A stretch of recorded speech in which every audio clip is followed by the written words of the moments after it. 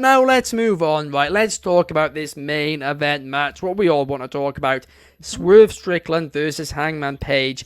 I described this as a masterclass in beautiful storytelling and brutal violence because I truly think it is just that. Now, I said it in Alice on Analysis and I'll say it again now. My not issue with this match, but a lot of stuff which happened in this match, I would have issues with if it was in a different setting, a different match. But for this match, I think everything made sense. Truly. I mean, I hope the unprotected chair shot to the head at the end of the match was actually protected, right? I hoped it was gimmicked. I hope everyone's actually all good and hope it was done safely. And I will presume it was.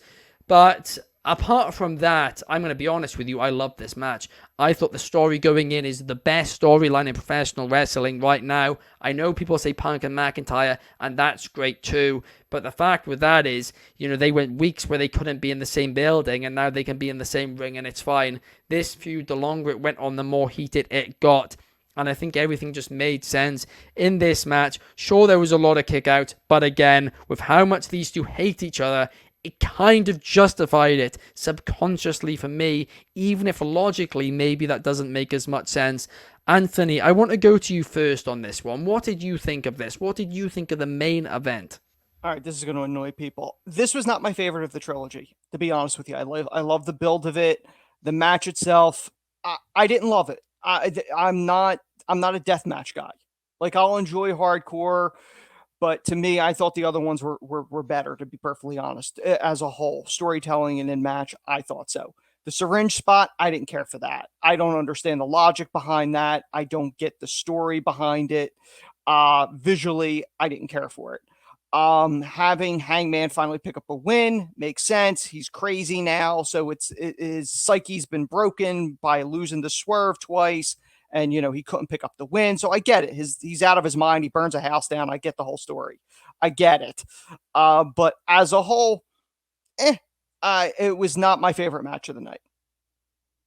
I mean, to be fair, a lot of people have been saying that. A lot of people are either like me, where they're saying, like, I really enjoyed it, it was great, or people are saying, hey, it's not my cup of tea. And I get that because there was a lot of violence involved, and with wrestling fans, that can be hit or miss sometimes. And like you said, the syringe spot, that's caused a lot of controversy.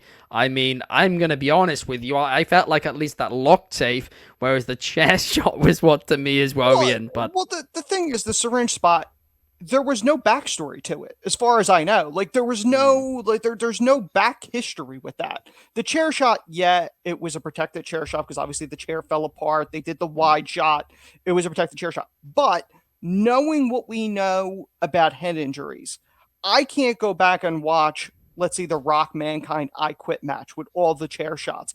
I can't watch that without cringing now.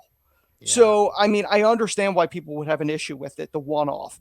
They did it as safely as they could. I was okay with the ref stopping it. He's unconscious. I had no issue with that as a whole because the rivalry made sense. It was heated enough. The syringe thing was the only one I'm like, why?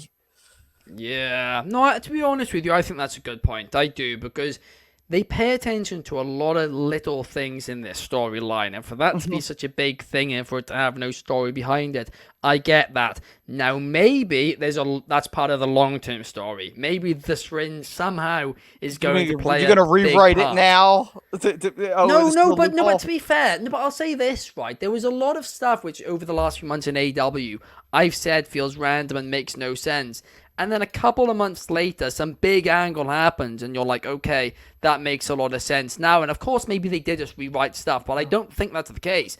I think they are actually locking with more of a long-term focus with a lot of stuff now. Like I understood the cinder block. I understood all that. You could have pulled out a chain. That would have made sense because of their history. Heck, you could have pulled out gasoline. That would have made sense. The syringe was never part of the story unless you write it now of going, all right, well, the backstory of the syringe is this.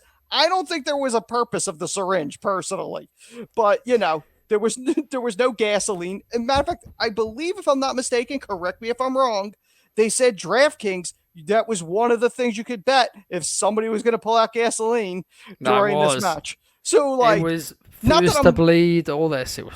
Now, listen, I get it. We've seen her at least one person set on fire in AEW this year. I get you probably can't reach 2. That would be overextending it. But still, a syringe? Why? I mean, yeah, maybe the only thing this match was missing was somebody setting the cage on fire and just seeing that visual of a cage on fire, and then within it you can barely see what's going on. But I think health and safety might have a bit of an issue with that one. Listen, if you wanted to do it where the top of the cage was almost like an Inferno match where it was just fire around it, you could have done that and done that safely, probably. Yeah. And could have even teased it. That they could have done a number of things with that. And to me, that would have been even better visually because you're like, he set my house on fire. There's no way out. Like, you could have done stuff with that. Yeah, I mean, I've said I think they're going for a 3 stages of hell match. I mean, maybe they do like, I don't know, like a street fight for the first one. Then they do a steel cage match for the second one. And maybe for the third one, they go an Inferno match. And the way they end this feud is one of them gets us set on fire. Maybe that is the long-term plan. We have Jesse Hyde saying AEW All Out 2024, attempted murder created by Tony Khan. We all feared for our lives while watching this show. Sorry.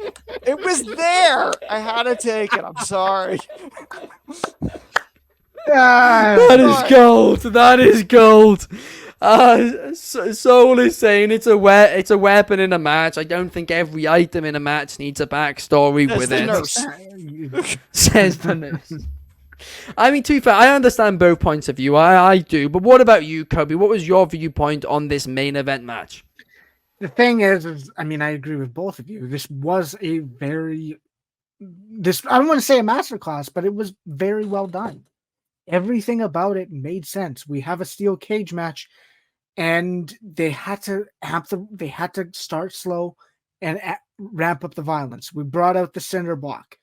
But was there 2? I think there was 3 big spots with it, and especially the vertebraker where you could visibly see the about mark on the back. 2 inches on Hangman's back Mhm. of just red. And it did what it needed to do. When you're promising a lights out steel cage match, you have to deliver violence. And that's exactly what this did. And that's where they deserve their flowers. To me, I also agree with the fact that this probably isn't my favorite match of the I don't know how to call it because it's not a trilogy because this was 4. Well, there's We 3 saw on, 2. the 3 on pay-per-view. I would count it as a trilogy. There's 3 on pay-per-view. If you want to call it that, yes, that's the trilogy. But there was that time limit draw earlier this year as well. But it probably is the weakest one to me. But that's not saying much because all the bars are physically that high. I mean, everything about this did what it needed to do. If you see the alternate angle, you can see the chair go right on contact. So it had to be a gimmick chair. I don't think they're I don't think they're idiots in the AEW where they wouldn't do the necessary precautions. The syringe, yeah, I mean, exactly. You want, even if you think psychologically, why is this being done? The syringe didn't make sense. Yeah. It's what took this is like, a lot of people are gonna take the syringe is what's gonna be the problem, because now that's gonna be this is gonna be the screenshot we use to I'm gonna talk shit about AEW. We're gonna talk negatively, and we're gonna go, this is the backyard or outlaw mud show, and this is what is going to put AEW in a negative light, and that's the point we're at. I understand where they're going with it, but it is going to be a bad omen. It's going to be that and the Danielson with the bag on his head. Yeah, with the same show. Both. Like that. That's the 2 things Both. that negatively people are going to be complaining about. Yeah, people are going to take that with them for the next few years for this company. Go, this happened. That's what's going to happen, and that's what's going to suck about it. Yeah. But the thing is it fit the violence mold that they needed to fit into, and they did. Yeah, I mean, like you said, it was a high bar. For me personally, it was either my first or second favorite of their pay-per-view trilogy.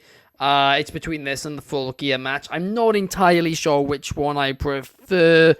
I do think they're full. I probably would say I prefer the Full Gear match, but it was so brilliant. It truly, truly was.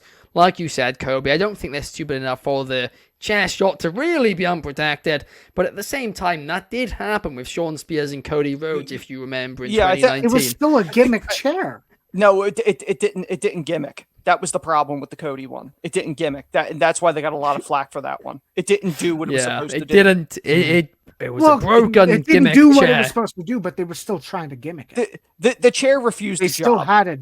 The chair didn't refuse the job, would not take the fall.